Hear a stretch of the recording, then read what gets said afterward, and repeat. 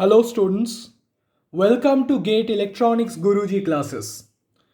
In the last video we learned the concept of time shifting of continuous time signals, and in this video we will learn the concept of amplitude shifting of continuous time signals. Suppose the original signal or the parent signal is denoted by xt, and after amplitude shifting we obtain a signal denoted by yt. Then yt is of the form yt equal to xt plus k, where k is a constant.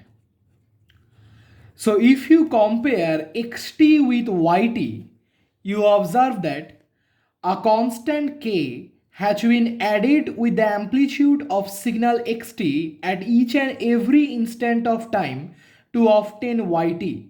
So clearly the signal xt is different from the signal yt. Depending on the value of k, there can be two possible cases. Suppose case 1 is when the value of k is greater than 0.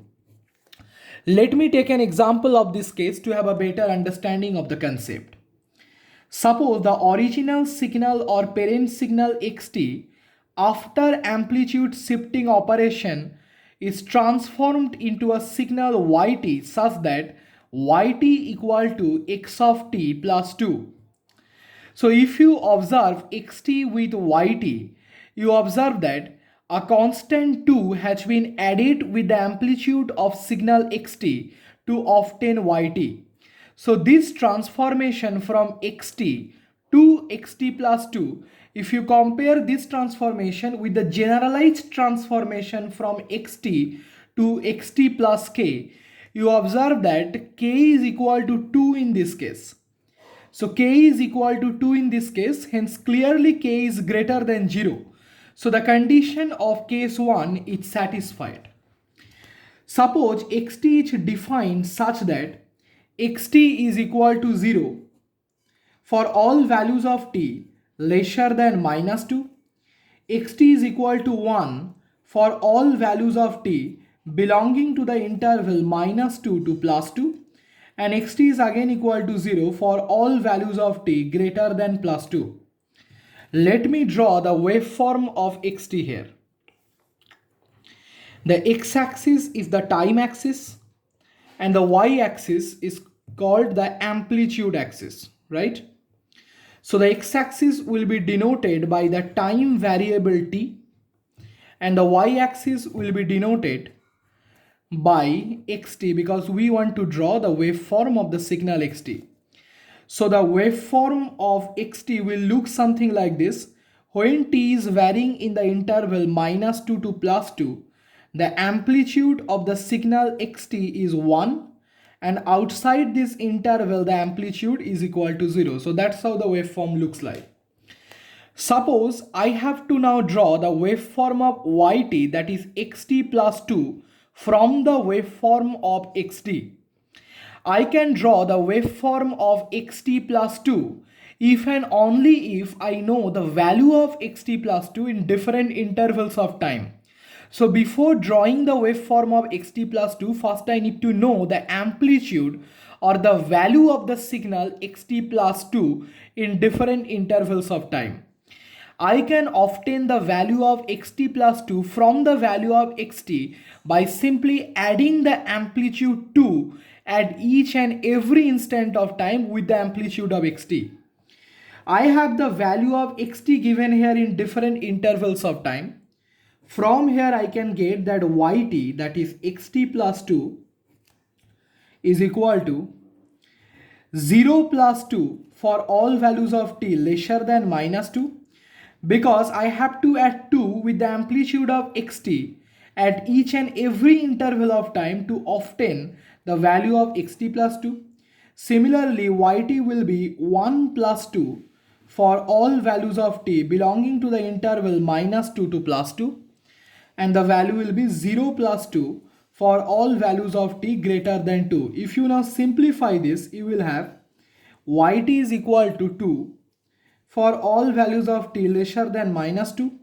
The value is equal to 3 for all values of t belonging to the interval minus 2 to plus 2, and the value is 2 for all values of t greater than plus 2. So now you have obtained the amplitude or the value of yt, that is xt plus 2, in different intervals of time. From this information, now you have to draw the waveform of yt. Let me draw it here. The x-axis is the time axis, so it will be denoted by the time variable t, and the y-axis is the amplitude axis. So the y-axis will be denoted by yt, which is also equal to xt plus 2, right? Okay. So let me draw it here as given here. When t is lesser than minus 2, the amplitude is 2, as well as when t is greater than plus 2, the amplitude is 2. Say this is 1, this is 2, and this is 3. So, and suppose this is t equal to minus 2 and this is t equal to plus 2, right? So when t is lesser than minus 2, the amplitude is given as equal to 2. Similarly, when t is greater than plus 2, the amplitude is again given equal to 2. And when t is varying from minus 2 to plus 2, the amplitude of the signal yt is given as 3. So that's how the waveform of yt, that is xt plus 2, looks like. Now if you compare the waveform of xt with the waveform of xt plus 2, you observe that the waveform of xt has been shifted upwards by 2 units in the waveform of xt plus 2. That's why this case, when k is greater than 0, is also termed as the case of upward shifting. Clear up to this part? Now let me go to an example of case 2, that is when k is lesser than 0. Okay. Suppose case 2 is then when k is lesser than 0. Let me take an example of this case to have a better understanding. Suppose the original signal or parent signal is denoted by xt, and after amplitude shifting we obtain the signal yt such that yt equal to x of t minus 2. So you observe that by comparing xt and yt, that a constant 2 has been subtracted from the signal xt to obtain yt.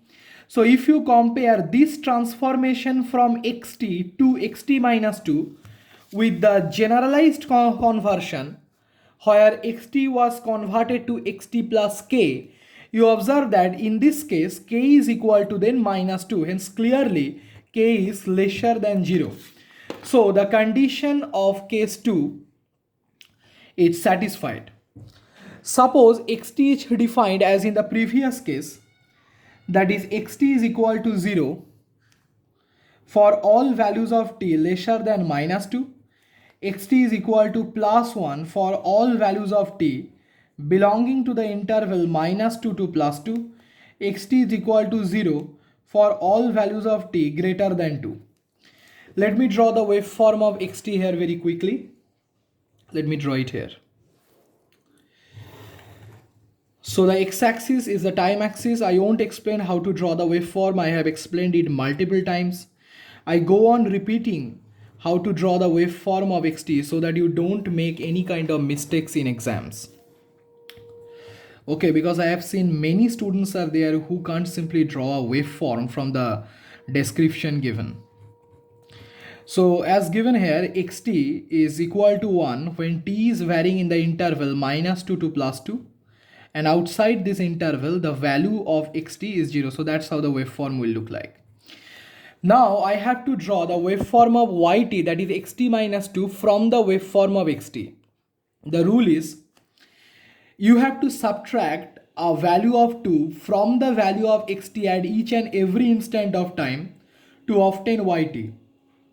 So yt, which is equal to xt minus 2, is equal to 0 minus 2, because I have to subtract 2 from the amplitude of xt at each and every instant of time. Similarly, it will be 1 minus 2 for all values of t belonging to the interval minus 2 to plus 2, and it will be 0 minus 2 for all values of t greater than 2. If you simplify this, you will have that yt is equal to minus 2 for all values of t lesser than minus 2, yt is equal to minus 1 for all value of t belonging to the interval minus 2 to plus 2, and the value is minus 2 for all values of t greater than 2. So now we have obtained the value of yt, that is xt minus 2, at each and every instant of time. Yt is nothing but xt minus 2, right? Okay. So from this description of the signal, let me now draw the waveform here. Okay. So the x-axis is the time axis, so it will be denoted by the independent variable time t. The y-axis will be denoted by yt, that is xt minus 2. So as given here, suppose, so this is 0, suppose this corresponds to minus 1 and this corresponds to minus 2. Alright, okay. So suppose this corresponds to t equal to minus 2 and this corresponds to t equal to plus 2.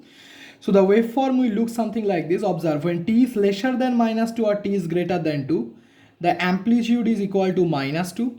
And when t is varying in the interval minus 2 to plus 2, the amplitude of the signal,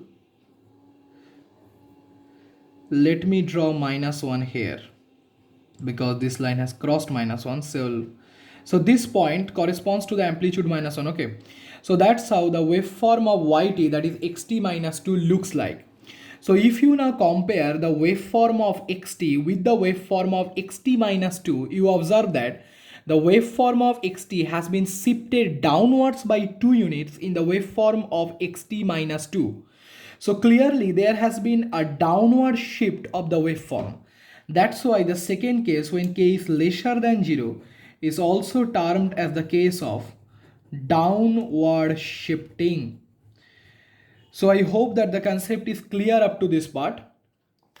So let me quickly revise what we just learned. We learned that in amplitude shifting operation, the original signal xt is converted into a signal yt such that yt is equal to xt plus k, or k is a constant. If the value of k is greater than 0, then we have an upward shifting of the signal. And if you have k lesser than 0, then you have a downward shifting of the signal. So I hope that the concept is clear up to this part. And if you have any doubt regarding the concept of amplitude shifting operation, please let me know in the comment section. And if you think you are liking my videos, then please subscribe to my channel, share these videos with your friends, because it's your likes, your comments and your subscriptions to my channel that motivate me to make more and more videos for you. Thank you.